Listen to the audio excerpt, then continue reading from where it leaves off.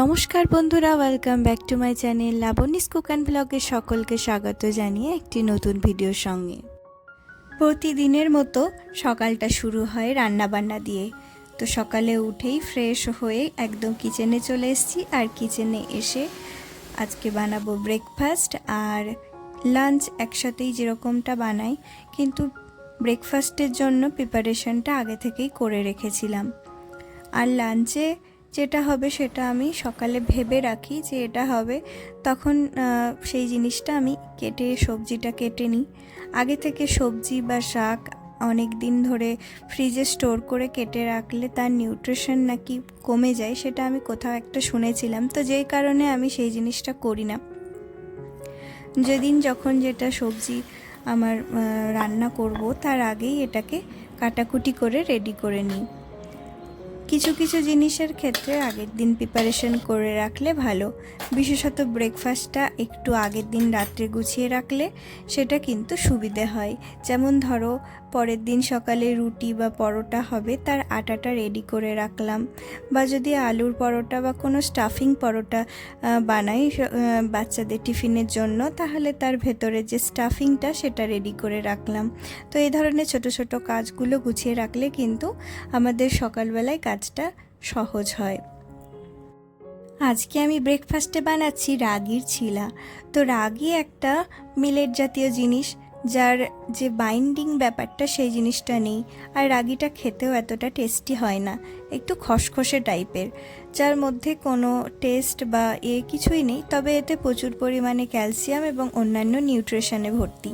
তো সেই কারণে কিন্তু রাগিটা আমি আমার রেগুলার খাদ্য তালিকার মধ্যে রাখি।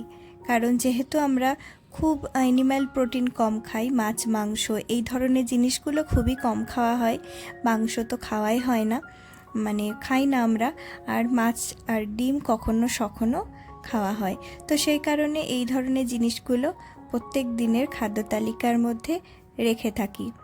তো রাগি জিনিসটা আগের দিন রাত্রে ভিজিয়ে বেটে রেখেছিলাম।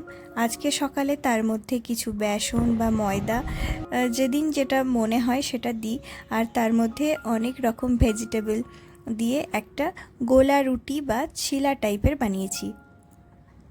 ব্যালকনিতে প্রত্যেক দিন সকালে কিন্তু এরা চলে আসে, অনেকগুলো টিয়া পাখি আসে, পুরো একটা দল। তো তাদের কখনো দেখি, আর আমার ব্যালকনিতে আসে হলো শালিক। তাদের একটু খাবার দিলে তারা খুব খুশি হয়, যদিও এখানে খাবার দেওয়া যায় না, অন্য কারো ঘরে পড়ে যাবে সেই জন্য। তো সেই কারণে এসির ওপরে অল্প কয়েকটা বিস্কুট দিয়েছিলাম, তাতে ওরা ভীষণ খুশি হয়ে খাচ্ছিল। আর তারপরে আমি এই কিচেন পরিষ্কার করে নিলাম। রান্নাবান্নার পরেই ব্রেকফাস্ট রেডি করে হাজব্যান্ডকে গুছিয়ে কিন্তু সমস্ত তখন এত তাড়াহুড়ো থাকে যে ভিডিও করার কথা একদমই মাথায় থাকে না, তাই ওই পার্টটুকুনি আর ভিডিওতে তোমাদের দেখাইনি। ব্রেকফাস্ট করার পরে কিচেনটাকে পরিষ্কার করে নিচ্ছিলাম। আর মিক্সার গ্রাইন্ডারটা আমি প্রতিদিনই প্রায় মুছি, কারণ কোনো ঢিলা যেহেতু হয়ে গেছে তার ঢাকনাটা, তাই যখনই কিছু গ্রাইন্ড করা হয় একটু কিছু লিকুইড পড়লে না খুব নোংরা হয়ে যায়, তাই রেগুলার একটু মুছে রাখলে এটা পরিষ্কার থাকে।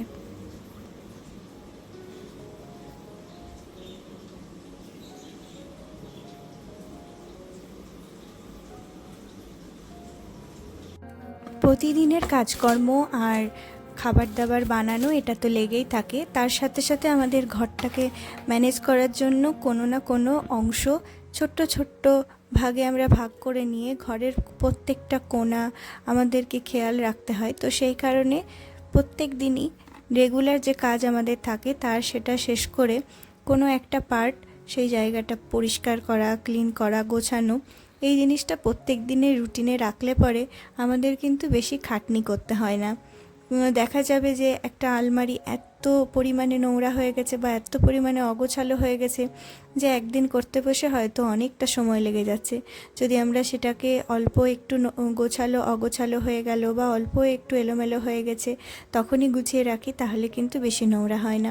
ঠিক সেই রকমই এই ট্রলিটা যখনই আমার আলু পেঁয়াজ শেষ হয়ে যায় তখন এটাকে বের করি, আর বের করে দেখি যদি কোনো পচা আলুর দাগ লেগে যায়, সেই নিউজ পেপারটা সেই কারণেই পেতে রাখি যে আলুটা পচে ডাইরেক্ট এই ট্রলিটার মধ্যে, কিন্তু যাতে না লেগে যায়।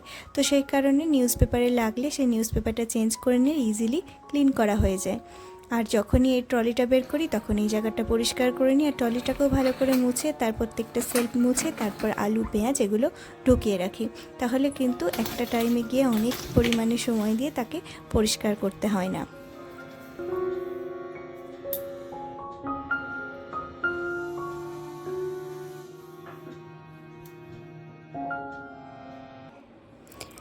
কিচেনের তো সমস্ত কাজকর্ম গোছানো কমপ্লিট। এখন বেডরুমগুলোকে এক এক করে ক্লিন করব। আর এই ব্যালকনিটা বর্ষাকালে ভীষণই নোংরা হয়ে যাচ্ছে, তবুও প্রতিদিন তো ধুতে পারা যায় না। গাছের পাতা আর টবের যে মাটিগুলো হয় সেগুলো পড়ে বেশ নোংরা হয়ে যাচ্ছে। যেহেতু এর ওপরে কোনো শেড নেই, তো ডাইরেক্ট টবের ওপরে জল পড়লে কিন্তু বেশ মাটিগুলো ছড়িয়ে ছিটিয়ে যায়। তো এখন যা হচ্ছে হোক, বর্ষাটা পেরোলে একদম ভালো করে ডিপ ক্লিন করব ভেবেছি। তো মাঝে মধ্যে করা হয়, কারণ পাতা আর ডালপালা যে সমস্তগুলো উড়ে এসে নোংরাগুলো পড়ে, মুখটাই জমে না বেশ নোংরা হয়ে যায়। ভারী বৃষ্টি হলে পরে সমস্ত কিন্তু ভেসে যাবে, একবার হয়েও ছিল। তো প্রতিদিন আমি এগুলো একটু ঝাঁটা দিয়ে পরিষ্কার করে নিয়ে তারপরে এক বালতি জল ঢেলে পরিষ্কার করে দিই। আর মুখের কাছে যেগুলো নোংরাগুলো জমে সপ্তাহে 1 দিন বা 10-15 দিন পরে যেরকমটা হয় আর কি, সেরকমভাবে পরিষ্কার করে রেখে দিই।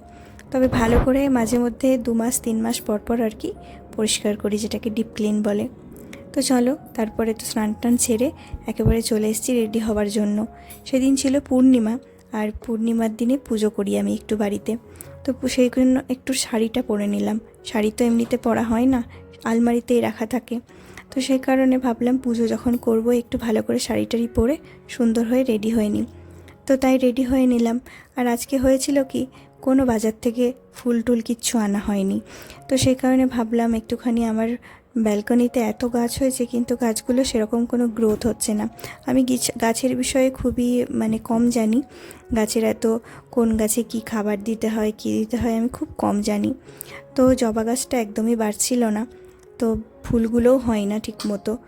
অনেক দিন হলো গাছের হাইট সেই যতটুকুনি ততটুকুনি রয়েছে, সেরকমভাবে ফুলও আসে না। তো ভাবলাম একটু ছাদ থেকে ফুল নিয়ে আসি, তারপরে একটু পুজো দেব। একেবারে ফুল না দিয়ে ঠাকুর ভগবানের পুজো করলে না কীরকম একটা ন্যাড়া ন্যাড়া লাগে। তো যাই হোক, কয়েকটা ফুল তুলে নিয়ে আসবো। কয়েকটু বাসনপত্র ফলমূলগুলোকে আগে ধুয়ে রেখে যাই, একটু জলটা ঝরবে, তারপরে আমি ফুল টুলগুলো এনে তারপরে পুজো করব।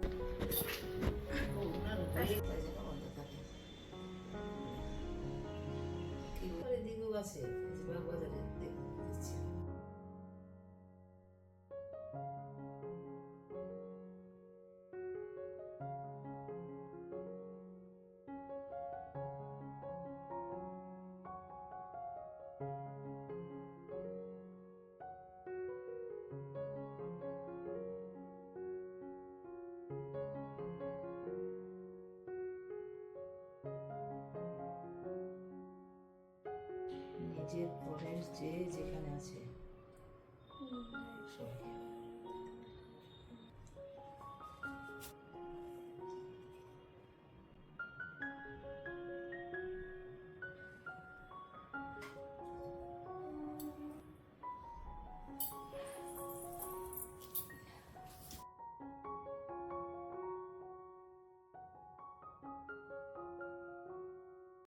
পুজো কমপ্লিট করে খাওয়া দাওয়া করে কিছুক্ষণ রেস্ট নিয়েছিলাম। আর তারপরে সেরকম কোনো কাজও ছিল না, সকাল থেকে অনেক পরিশ্রম হয়েছিল, তাই ইভিনিং হয়ে গেছিলো। আর ইভিনিংয়ে বাকি যে সমস্ত কাজকর্ম থাকে সেগুলো গুছিয়ে একটুখানি সন্ধে দিয়ে নেব।